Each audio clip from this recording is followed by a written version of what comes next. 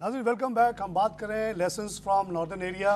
इसमें हम जानने की कोशिश कर रहे हैं कि किस तरह पाकिस्तान का ही एक खित्ता एक मॉडल के तौर पे दुनिया भर में उभरा है तरक्की के लिए, ख़ास तौर से औरतों की इमानसिपेशन, औरतों की पार्टिसिपेशन के पॉइंट ऑफ व्यू से। नॉर्दर्न एरिया में गवर्नमेंट के अमल दखल बहुत कम रहा बिकॉज एक डिस्प्यूटेड एरिया था और गवर्नमेंट को समझ में नहीं आया कि वहाँ करना क्या है। अभी पीपल्स पार्टी की गवर्नमेंट ने गिलगित बल्तिस्तान को सूबे की हैसियत दी है। इतने दिनों तक ये लिम्बो में था, पता ही नहीं था कि इसको ये इंडिया का हिस्सा बन जाएगा या कश्मीर का हिस्सा बन जाएगा या पाकिस्तान का हिस्सा रहेगा। इस चक्कर में हम वहाँ कंफ्यूज रहे। इसी दौरान अच्छी बात ये हुई है कि गवर्नमेंट का ना होना एक तरह से फ़ायदेमंद ये हुआ कि वहाँ दुनिया भर के NGOs ने आके बहुत काम किया है और इस इलाके को एक बिल्कुल ही एक एग्ज़ाम्पल बना के दुनिया के सामने पेश कर दिया है, जहाँ लिटरेसी रेट बहुत ज़्यादा है, जहाँ औरतें कारोबार करती हैं, जहाँ औरतें बाहर निकलती हैं, जहाँ वहाँ के लोग बच्चे पढ़ के आके कराची में दुनिया भर में काम करें, लड़के लड़कियाँ दोनों। शाहना, आपकी तरफ आता हूँ, ये बताइए कि ये इतना बड़ा डिफरेंस कैसे हुआ कि एक तरफ पूरा पाकिस्तान है जहाँ हम ऐसे इलाकों में जानते हैं जहाँ और लड़कियों को 8 साल 9 साल के बाद घर से बाहर ही नहीं निकलने दिया जाता। उन बेचारों के पाँव के मसल ही डेवलप नहीं हो पाते क्योंकि उन्होंने कभी पैदल चला ही नहीं, वो तो घर में ही वो मुर्गी की तरह घूमती रहती। और एक तरफ ये इलाका है जहाँ आप लोग बता रही हैं कि विलेज ऑर्गेनाइजेशंस बन गए जिसके अंदर औरतों की पार्टिसिपेशन थी। उसके अलावा उन्होंने वुमेन ऑर्गेनाइजेशन बनाया जहाँ औरतें खुद ही आपस में सेविंग करके आपस में इंटरप्राइज डेवलपमेंट और बिजनेस डेवलपमेंट, माइक्रो क्रेडिट, और वो आज पूरे पाकिस्तान में उनको हम जॉब वॉब करते हुए देखते हैं। ये कैसे मुमकिन हुआ, क्या फ़र्क क्या है, ये पूरे इतना बड़ा कंट्रास्ट कैसे है? सबसे पहले तो उन्होंने अपनी औरतों को मुकम्मल तौर पे आज़ादी दी कि भरोसा किया जब एतमाद होगा तो औरत बाहर निकल सकती है, जब एतमाद नहीं होगा तो कोई भी औरत घर से बाहर नहीं जा सकती। पहले तो एतमाद किया कि तुम्हें तालीम हासिल करनी है और उसके बाद उस तालीम को इस्तेमाल भी किया गया। हमारे अक्सर औरतें तालीम हासिल कर ली, ठीक है, तो उनको आज़ादी दी गई ना बाहर निकलने की, उनको हकूक़ दिए गए, उन पर भरोसा किया गया। जब उन्होंने तालीम हासिल की तो ज़ाहिर है वो तरक्की का पहला जीना था। तालीम हासिल की उन्होंने तो अपनी औलाद को भी पढ़ाया उन्होंने। इसके बाद उन्होंने माशरे के अंदर ऐसे जॉब्स क्रिएट किए, उन्हीं औरतों, पढ़ी लिखी औरतों ने, उन्होंने लोन लिया, उन पे भरोसा किया गया। जब इनको लोन दिया गया उन्होंने छोटे छोटे बिजनेस कायम किए, जैसे कि पोल्ट्री फार्म है, वोकेशनल ट्रेनिंग सेंटर्स होते हैं। तो औरत पे जब भरोसा किया गया तो सिर्फ इन्हीं लोगों ने क्यों भरोसा किया, हम लोगों ने क्यों भरोसा नहीं किया? यही सवाल मेरा है आपसे। ये सवाल है। सवाल ये है कि भरोसा जब किया जाता है जब आप ज़हनी आज़ादी दें। आज़ादी कब? हम मज़हब की बात करते हैं जब, तो हमारे मज़हब में, हमारे जो मुख्तलिफ़ फ़िरक़े हैं वहाँ कोई ख़ास मज़हब नहीं है, ठीक है। आक़ानी मज़हब आया, उन्होंने अपनी औरतों को मुकम्मल आज़ादी दी, उन्होंने औरतों पर दबाव नहीं दिया किसी किस्म का ज़हनी तौर पे, उन्होंने अपनी औरतों को आज़ाद किया। उनसे बेहतर शिया थे, उन्होंने भी अपनी औरतों को एज़ कम्पेयर टू दैम थोड़ी बहुत आज़ादी दी। लेकिन हम लोगों ने, जो सुन्नी लोग हैं, हमने अपनी औरत को मुकम्मल आज़ादी देने से इनकार कर दिया। हमने इसको मज़हब से रिलेट कर दिया कि आज़ादी जो है वो हमारे मज़हब के ख़िलाफ़ हो जाएगी। हमने कहा कि नहीं, अगर वो औरत आज़ादी हासिल कर लेगी, ज़्यादा तालीम याफ्ता हो जाएगी, तो हो सकता है कि उसका व्यूज़ डिफरेंट हो जाए। आपका ये कहना है कि ये आखानी और शिया बहुत ज़्यादा तरक्की कर गए। और एक और वहाँ कौम है नक्शबंदी, वही बहुत बड़ी, ख़ासतौर से बल्तिस्तान के साइड में बहुत बड़ी, उन्होंने भी तरक्की कर ली। सिर्फ सुन्नी तबका जो था वो रह गया, क्योंकि हम समझते हैं कि हमारे मज़हब में रेस्ट ऑफ पाकिस्तान में सुन्नी, जबकि नबी सल्लल्लाहु अलैहि वसल्लम ने फरमाया कि मर्द औरत दोनों पर बराबर तालीम फ़र्ज़ है। कहीं ये नहीं कहा कि मर्द के लिए तालीम नहीं है। अब अच्छा, अगर आप सुन्नी हैं, हम तालीम हासिल कर लेते हैं, इसके बाद घर बैठ जाते हैं, हम उस तालीम को यूटिलाइज़ नहीं करते किसी फॉर्म में कि अपने लिए वसाइल पैदा करें, छोटी मोटी जॉब्स पैदा करें ताकि मुल्क में तरक्की हो। अगर हमने पढ़ ली, अगर मैं फ़र्ज़ करें कि मैंने MSc किया और घर बैठ जाती और जॉब ना करती, तो आप ही देखिए, आपने जो भरोसा किया, यूनिवर्सिटी गई, रात को घर आई, कभी शाम को घर आई, आपके अब्बा ने, आपके भाई ने आप पे भरोसा किया। अगर वो शुबा करते कि पता नहीं ये लड़की जो पढ़ने के बाहर नहीं जा रहे, पता नहीं क्या करेगी, तो आपको 8 साल की उम्र से ही घर से निकलने ना दिया जाता। फिर आपके जो हस्बैंड है वो अभी आप पे भरोसा कर रहे हैं, आपको जॉब करने दे रहे हैं, तो सारी बात भरोसे की आ गई। बात भरोसे की। तो ये कहना चाहिए कि आखानी लोगों ने, मैं एक बड़ी इंटरेस्टिंग बात आपको बताऊं कि दुनिया भर में बड़ी बहस होती है कि जी वो कौन से इलाका तरक्की कर जाता है। मुख्तलिफ थ्योरीज़ आई हैं, एक कम से कम 100 थ्योरीज़ हैं कि ठंडे मुल्क के लोग तरक्की करते हैं, जो लोग गोरे होते हैं वो ज़्यादा तरक्की करते हैं, जो नाटे होते हैं वो ज़्यादा तरक्की करते हैं। सबको डिस्कार्ड करते हुए आखिरी जो थ्योरी आई है इकोनॉमिक डेवलपमेंट की, वो यही है जो आपने कही, औरत को अगर नहीं, औरत नहीं, भरोसा। अगर मैं एक कारोबार करता हूँ, एक दुकान खोला मैंने, सही, मैं दुकान चला रहा हूँ, मैं तो एक ही दुकान चला सकता हूँ ना।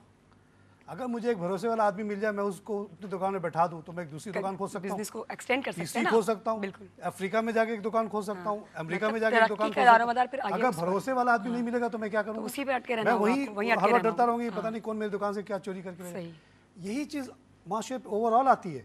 अगर और मर्द औरत पे भरोसा नहीं करे तो फिर तो वो उसकी ज़िंदगी बड़ी तंग हो जाएगी, बड़ी तकलीफदेह हो जाएगी। जैसे कि सऊदी अरबिया वगैरह में मैं देख के आया हूँ, वहाँ का माशरा का बेस यही है कि औरत पे भरोसा नहीं करे। अच्छा, हमारे माशरे में एक चीज़ ये है कि आधी आबादी पे तो आप भरोसा कर रहे हैं, 51% जो हमारी आबादी उस पर आप भरोसा ही नहीं करें तो हम कैसे तरक्की करेंगे? देखिए, तो ये सबसे बड़ा एजेंट है। जब तक आप भरोसा नहीं करेंगे, जो आप हमारे उस यहाँ पर- गुर्बत जो नजर आती है ना, जी, उसकी शायद एक वजह अहम ये है वजह कि जो यही है। आधी आबादी है ना, उस पर भी भरोसा नहीं भरोसा करते। नहीं पे है। भरोसा नहीं है। भाई को अपने- भाई पे भरोसा नहीं है, क्योंकि मोरल फैब्रिक हमारा बिल्कुल ही कमज़ोर है। किसी को अल्लाह का खौफ नहीं है, हर आदमी देखता है कि जहाँ मौका मिला कुछ ना कुछ ले कर लिया। लें, हाँ। जापान में Dishonesty हो गई डिफरेंट किस्म का मोरल सिस्टम है, यूरोप में डिफरेंट किस्म का मोरल, लेकिन उन्होंने समहाउ भरोसा करना का एक बेस बना लिया है। किसी पे भरोसा किया जाता है तो भरोसे को तोड़ता नहीं है, और वो बीच में अल्लाह रसूल ये सब को नहीं लाता, बल्कि एक सोचता है, कॉमन सेंस से सोचता है कि अगर मैं भरोसे को तोड़ूंगा तो आइंदा वो भरोसा नहीं करेगा और फिर आइंदा मुझे और किसी और को रिस्पॉन्सिबिलिटी नहीं मिलेगी। चलो, अब आप थोड़ी सी नीटी ग्रिटी बताएं, बहुत ज़्यादा टाइम नहीं है हमारे पास, कि आपके पास कुछ फिगर्स वगैरह हैं कि कौन कौन से प्रोजेक्ट्स लगे, कहाँ लगे, कितने लगे, ये बताइए हमें। इसमें जो प्रोग्राम्स किए गए हैं यहाँ पे नॉर्दर्न एरियाज़ में, उन प्रोग्राम्स में ज़्यादातर जो है वो अपने रिसोर्सेज को इन्होंने इस्तेमाल किया है, जिनमें एग्रीकल्चर है। कितने प्रोजेक्ट्स बनाए बताइए? जी हाँ, इनमें जो प्रोजेक्ट इनिशिएटेड जो थे वो 2544 जो है वो 91 में शुरू किए गए थे, ठीक है, और उसको जो कंप्लीट किए गए हैं इन प्रोजेक्ट्स को 2001 में वो 2103, ठीक है। अच्छा, ये इनके ये जी कौन हाँ, से प्रोजेक्ट हैं? ये प्रोजेक्ट जो हैं ये एग्रीकल्चर, हाउस होल्ड और फार्म होल्ड जो हैं इनके ये रोड वगैरह हैं? जी हाँ, इंफ्रास्ट्रक्चर और जितने भी प्रोजेक्ट्स जो इन्होंने तैयार किए इंफ्रास्ट्रक्चर से मुतालिक और हाउस होल्ड के मुताबिक।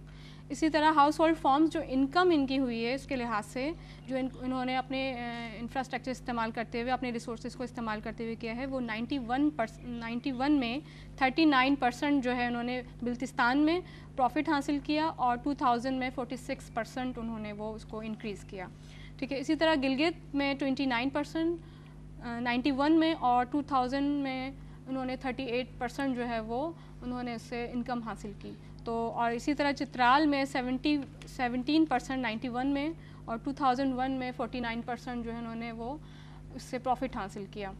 तो और इसी तरह जो है house hold forms of form जो है वो उन्होंने एनुअल इनकम जो उन्होंने की है वो 91 में 76% और 2001 में वो 58% जो थी वो इंक्रीज़ कर दी गई।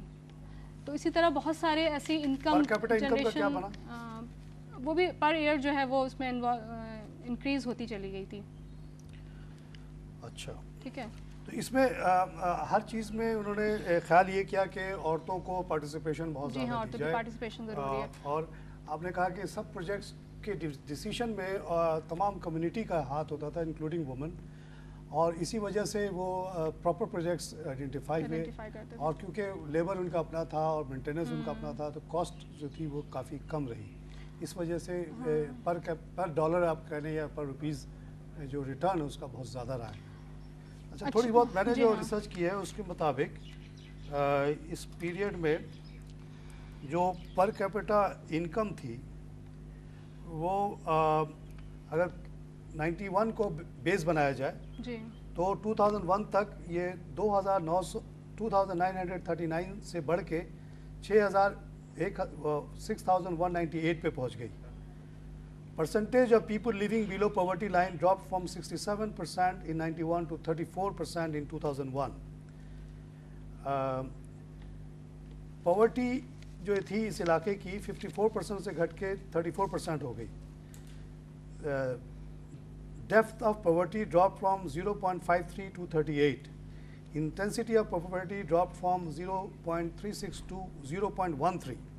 And severity of poverty from 0.75 to 0.27. ये मेजर डेवलपमेंट है। यानी कि पॉवर्टी को उन्होंने कहीं पे आधा कर दिया, कहीं पे 1/4 कर दिया, اور بہت بڑی تعداد میں لوگوں کو جو ہے نا پاورٹی سے نکال دیا.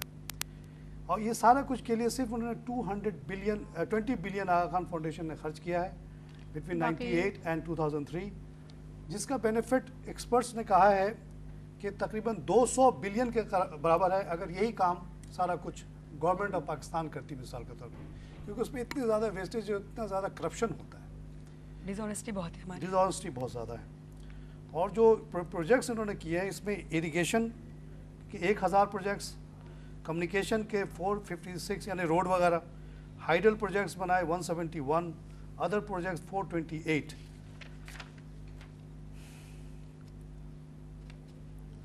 اسی طرح انٹرپرائز ڈیولپمنٹ کے لیے انہوں نے جو کام کیا ہے وہ جو انٹرپرائزز کمپنیز بنائی وہ 622, جس کے اندر 2300 میل انٹرپرینیورس نے حصہ لیا اور 2400 فیمیل انٹرپرینیورس نے حصہ لیا. یہ دیکھیے آپ کہ جب انٹرپرائز ڈیولپمنٹ کی تو وہاں بھی عورتوں کو بہت زیادہ انہوں نے کیا. اسی طرح انہوں نے جو انٹرپرائزز ڈیولپمنٹ کی ہے اس میں انہوں نے اپنے نیچرل ریسورسز کو استعمال کیا ہے. کوئی بھی باہر سے انہوں نے کوئی چیز ہائر نہیں کی ہے یا لیبر یا جو بھی چیز انہوں نے کرنا تھا, جس میں انہوں نے ڈرائی فروٹ پروجیکٹس جو ہیں وہ بہت اہم ہیں, جس میں ایپل اور چیری اور اپریکاٹ جو ہے وہ فارم بہت ہوتا ہے وہاں پہ. تو انہوں نے ٹریڈ ایسوسیشن کے تحت جو ہے وہاں پہ ان کی ہیلپ کی اور اس کو یو کے اور لنڈن تک اس کے ایکسپورٹ کو پھیلایا. وہاں کا پروجیکٹ جی ہاں, اپریکاٹ لنڈن میں بہت مشہور ہو گیا. لنڈن اور اب دیکھیے اگر یہ آرگنائزیشن نہ ہوتی تو گاؤں کے لوگ جو ہیں لنڈن کیسے پہنچتے, جی ہاں کیسے پہنچاتے, تو انہوں نے مارکیٹنگ نیٹ ورک قائم کیا. مارکیٹنگ نیٹ ورک, جی ہاں. اسی طرح مائنز جو ہے وہاں میں اس میں پریشیس اسٹونز جو ہیں اس میں Baltistan gem association sold precious stone rupees 3 million during the exhibition in Skardu in 2002. تو 3 million ایک دن میں انہوں نے 3 ملین کا بھیج دیا روپیز جو ہے انہوں نے ارن کیے. اسی طرح گلگت اور چترال جو انہوں نے ٹورزم ڈیولپمنٹ بنائی, اس کو انہوں نے اس میں ڈیولپ کیا کہ دنیا بھر کے لوگ جو ہیں وہاں پر وہ ٹورزم کے لیے وہاں آتے ہیں.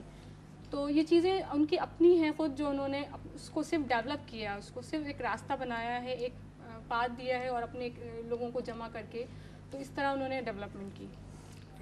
دیکھیے کلیکٹیوزم کا یہ سارا کمال ہے, کیونکہ انڈیویجولی اگر کوئی آدمی اپریکاٹ بنا بھی رہا ہے وہ بیچارہ وہیں بیچے گا تو کتنا بیچے گا, وہ منڈی میں جا کے سڑ جائے گا یا ایک دم سستا بک جائے گا. وہ مال کمپنیز اس کو بنائی تاکہ وہاں پریزرو ہو سکے اور وہاں سے چیزیں. ایک اور پروجیکٹ کے بارے میں نے جو پڑھا ہے شن بک, وہ جو وہاں سفید اون ہوتا ہے وہ شیپ کا, وہ ایک بڑی بہت اچھا اون ہوتا ہے, بہت زیادہ گرم ہوتا ہے, جس سے سفید ٹوپیاں بنتی ہیں, شال بنتے ہیں. اس کے اوپر بھی انہوں نے بڑا کام کیا اور اس کو پورے دنیا میں پہنچایا. مطلب انہوں نے اپنے وسائل پیدا کرنے کی کوشش کی تاکہ لوگ اب یہ بڑے پیسے والے لوگ اور ایک عزت کے طور پہ وہ وائٹ ٹوپی پہنتے ہیں. تو اس طرح کے پروجیکٹس کر کے انہوں نے اپنے جو بھی لمیٹڈ ریسورسز, وہاں ایک بات تو طے ہے وہ علاقہ قدرتی طور پہ نہایت ہی غریب ہے. میں خود وہاں گیا ہوا ہوں, پہاڑ ہے, سوکھے پہاڑ ہے, وہ مری اور دوسرے علاقوں کی طرح نہیں ہے. Basically this is a desert.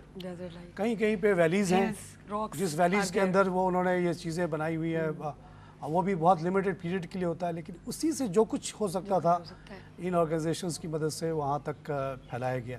اچھا, مائکرو کریڈٹ کے بارے میں آپ کچھ بتا سکتی ہیں, مائکرو کریڈٹ نے کیا رول پلے کیا ولیج لیول پہ, پھر مائکرو کریڈٹ بینکس نے کیا کام کیا؟ بینکس نے کام کیا کہ لون دیے انہوں نے اپنی عورتوں کو, اسپیشلی عورتوں کو جو انہوں نے لون دیا, تقریباً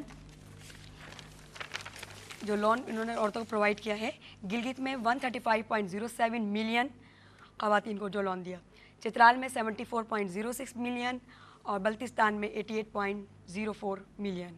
یہ انہوں نے عورتوں کو لون دیا, جس پہ عورتوں نے وومن آرگنائزیشن اکنامکس فورس بن کے سامنے آئی. عورتوں نے جو ورک کیا, چھوٹے چھوٹے مائکرو فائنینس بزنس کیے انہوں نے, poultry farm, vocational training centres, small industries, اس طرح سے انہوں نے کئی طرح سے وسائل پیدا کر کے عورتوں پر بھروسہ کر کے ان کو لون پرووائڈ کیا گیا. اور اس طرح جب وومن آرگنائزیشن بن کے سامنے آئی تو انہوں نے اپنے آدمیوں کے لیے ایز اے ہیلپنگ ہینڈ بہت ورک کیا. اور اس کے علاوہ جب انہوں نے عورتوں کو معاشرے میں اور سیاسی میں مطلب اس طرح کے حقوق دلوائے کہ صرف وسائل ہی نہیں پیدا کیے, مختلف NGOs نے اور جو بھی ورک کیا, صرف وسائل پیدا نہیں کیے بلکہ عورتوں کو ان کے حقوق بھی دلوائے, سیاست میں بھی اور دوسری جگہ پہ بھی. ظاہر ہے جب دیکھیے اکنامکلی کوئی آدمی انڈیپینڈنٹ ہو جاتا ہے تو ساری چیزوں کو ہیلتھ پرابلم نہیں رہے گا اس کا, ظاہر ہے وہ اس کے لیے ایجوکیشن پرابلم نہیں ہوگا, اپنے بچوں کو بھی پڑھا لے گا چاہے اپنی فیس دینی پڑ جائے. لیکن جب اکنامکلی آدمی ایک دم ڈپریس رہتا ہے تو سب کچھ ہی اس کے جیسے ساتھ کراچی میں نئی روشنی اسکول آپ کو یاد ہوگا کھلے تھے، لیکن لوگوں نے اس سے فائدہ نہیں اٹھا سکے اور وہ اسکول بند کر دیے گئے. کچھ ڈس آنیسٹی بھی تھی معاشرے میں کہ کتابیں اور بکس فراہم کی گئیں لیکن ان لوگوں تک نہیں پہنچ پائیں، ان کی پہنچ سے باہر تھی جن کی وہ ضرورت تھی. تو حکومت نے یہ اپنا اقدام بھی واپس لیا. بہت اچھی بات ہو رہی ہے لیکن پروگرام کا وقت ختم ہو گیا. Thanks for your contribution. ناظرین، لیسنس فرام ناردرن ایریا پہ یہ آپ نے گفتگو سنی. اس میں ہم نے اس بات کو ہائی لائٹ کرنے کی کوشش کی ہے کہ جو ہمارے نارتھ کا ایریا ہے گلگت بلتستان اور چترال، وہاں یہ ایک علاقہ ایسا تھا ڈسپیوٹڈ علاقہ جہاں گورنمنٹ نے پچھلے 1947 سے لے کے اب تک کوئی خاص توجہ نہیں دی. یہ پہلی دفعہ ہے کہ پیپلز پارٹی کی گورنمنٹ نے گلگت بلتستان کو صوبہ بنانے کی کوشش کی ہے، لیکن انفارچونیٹلی ابھی بھی وہاں جو ٹوٹل بجٹ ہے جو یہ علاقہ بننے سے پہلے تھا اس سے کوئی خاص بڑھایا نہیں گیا ہے. وہ علاقہ ابھی بھی گورنمنٹ کے پوائنٹ آف ویو سے کافی نگلیکٹڈ ہے. لیکن اسی دوران اس خلا کو پر کرنے کے لیے این جی اوز نے بہت وہاں کام کیا ہے اور اس علاقے کو جو ہو سکتا تھا وہاں، اگر وہ شیپ تھا تو اس کی جو روئی تھی اس کو پورے ملک میں سیل کرنے کی کوشش کی. وہاں کے اپریکاٹ کو لنڈن تک لے گئے، وہاں مختلف ایجوکیشنل ووکیشنل ایجوکیشن سکھا کے وہاں کے لوگوں کو پورے پاکستان میں جاب کرنے کا موقع دیا. وہاں کی عورتوں کو بہت زیادہ امپاور کیا گیا کہ وہ اپنی دکانیں کھولیں، اپنے شاپس کھولیں، اپنے پولٹری فارم، اپنے دوسری چیزوں کے ذریعے انہوں نے بہت وہاں پہ امپرومنٹ کی ہے. لیکن ایک بات جو میں نے اسٹڈی کیا ہے اس کو میں کنکلوڈ کرنے سے پہلے بتانا چاہتا ہوں، وہ یہ ہے کہ اس علاقے کو اس طرح سے نیگلیکٹ کرنا پاکستان کے لیے نہایت ہی خطرناک ثابت ہو سکتا ہے. یہ وہ علاقہ ہے کہ اگر آج پیلبسٹ ہم ایگری کر لیں جو یونائٹڈ نیشن کا، تو یہ کرنا پڑے گا. وہ یہ اس علاقے کو اس طرح سے نیگلیکٹ کرنا بہت غلط کام ہوا ہے. اسی کے ساتھ میں پروگرام ختم کرتا ہوں. خدا حافظ.